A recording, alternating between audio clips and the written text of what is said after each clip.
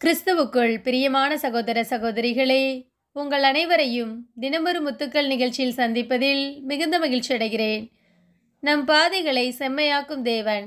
நீதிமொழிகள் 3ஆம் அதிகாரம் 5 முதல் 6 முடிய வசனங்கள். முழுமனத்தோடு ஆண்டவரை நம்பு, உன் சொந்த அறிவாற்றலை சார்ந்து நில்லாதே. நீ எதை செய்தாலும் ஆண்டவரை மனதில் வைத்து செய், அப்பொழுது அவர் உன் பாதைகளை செம்மையாக்குவார். பிரியமானவர்களே, இன்றைய காலகட்டத்தில் இயந்திரமான உலகத்தில் பரபரப்பாக வாழ்ந்து கொண்டிருக்கிறோம்.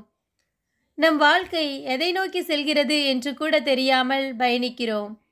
இன்று நாம் நம்முடைய பணம், வேலை, சொத்து, சொந்தம் போன்ற நம்முடைய சுயத்தை சார்ந்து நமக்கு யாரும் தேவையில்லை, என்னால் எல்லாம் செய்ய முடியும் என்று வாழ்கிறோம். இறைவன் ஒருவன் இருப்பதையே மறந்துவிட்டோம்.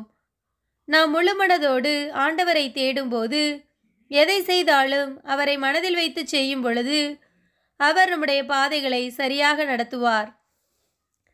எதை செய்தாலும் ஆண்டவரை மனதில் வைத்து செயல்பட வேண்டும் என்பது 24 மணி நேரமும் நம்முடைய ஜெப அறையிலேயே இருக்க வேண்டும் என்ற அவசியமில்லை.